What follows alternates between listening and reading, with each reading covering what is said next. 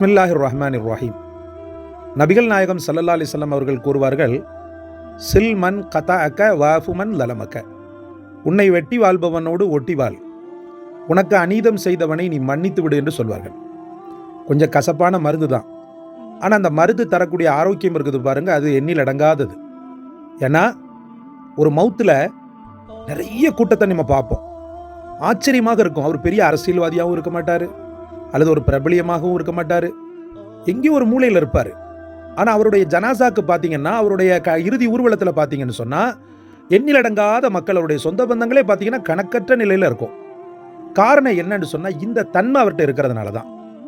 எதையும் பெரிதுபடுத்தாமல், தன் சொந்த பந்தங்களை வெறுக்காம, அவங்களுக்குள்ள நெளிவு சுழிவுகள் ஏற்படக்கூடிய நேரத்தில் அதை அட்ஜஸ்ட் பண்ணிக்கிட்டு, அவங்களுக்குள்ள ஏதாவது ஒன்று மனக்கசப்புகள் ஏற்படும் போது அதை மெண்டு முழுங்கிட்டு, அதுக்கப்புறமாவும் இன்முகத்தோடு அவங்கள்ட்ட நெருங்கும் போது, அவன் ஜனாசா ஆகிற நேரத்தில் எல்லாருடைய உள்ளமும் ரணகலப்பட்டுருது.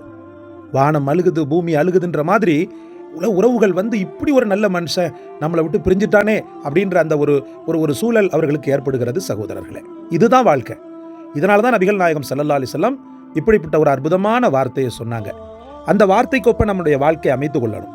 நபிகள் நாயகம் ஸல்லல்லாஹு அலைஹி வஸல்லம் அவர்களுக்கு செய்யாத கொடுமைகளா? அபு ஜஹல் எத்தனையோ கொடுமைகளை செஞ்சான், அவனை மன்னிக்க துணிஞ்சாங்க. அபு லஹப் ரசூலுல்லாஹ்வுடைய தந்தை வழி உறவு, தந்தை கூட பிறந்த சகோதரன், அவன் அவ்வளவு அநியாயங்கள் பண்ணான், அவனை மன்னிச்சாங்க. அப்புறம் பார்த்தீங்கன்னு சொன்னா, வஹஷி பெரும் துயரத்தை ஏற்படுத்தினார், அவரை மன்னிச்சாங்க. ஹிந்தா, அந்த அம்மா காலம் முழுக்கும் டார்ச்சரை கொடுத்துக்கிட்டு இருந்தா.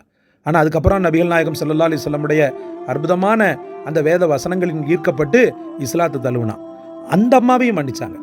இப்படி தன் சொந்த பந்தங்களை தாண்டி தனக்கு அநீதம் செய்த பிரத்யாரையும் மன்னித்த நபிகள் நாயகம் ஸல்லல்லாஹு அலைஹி வஸல்லமுடைய கூட்டமாக இருக்கக்கூடிய நாம மன்னிப்புன்ற தன்மை இல்லாமல் வாழ்ந்து கொண்டிருக்கிறோம். பிரச்சனை, கல்யாண கார்டில் என் பேரை போடலை, அப்படியே போட்டிருந்தா கூட சிறப்பாக போடலை, என்னை கல்யாணத்துக்கு சரியாக அழைக்கலை, என்னை கல்யாணத்தில் வந்தவனை சரியாக உபச்சாரம் பண்ணலை, உபகாரம் பண்ணலை, இப்படியே சொல்லி சொல்லி சொல்லி பகைமையை வளர்த்துவதற்குண்டான காரணியெல்லாம் என்னெல்லாம் இருக்கோ அதையெல்லாம் தேடி பிடிச்சி நம்ம என்ன செய்வோம், கண்டுபிடிச்சிக்கிட்டு இருப்போம். ஆனால் அன்பை வளர்க்குறதுக்கு காரணிகள் எங்கெல்லாமோ இருக்கும். அந்த காரணிகளை நம்ம கிஞ்சிட்டும் கூட ஏறிட்டு பார்க்க மாட்டோம். இந்த நிலை மாற வேண்டும் சகோதரர்களே. நபி அவர்களுடைய வார்த்தையை திரும்பவும் உங்களுக்கு ஞாபகப்படுத்துகிறேன். சில் மன் கதாக்க, உன்னை துண்டித்தவனோடு சேர்ந்து வாழ், வாஃபு மன் லலமக, உனக்கு அநீதம் செய்தவனை நீ மன்னித்து விடு. உயர்ந்தவனாக, மிகச்சிறந்தவனாக இந்த உலகத்தை விட்டு கண்ணியமான சடலமாக அல்லாஹ்விடத்தில் செல்வாய்.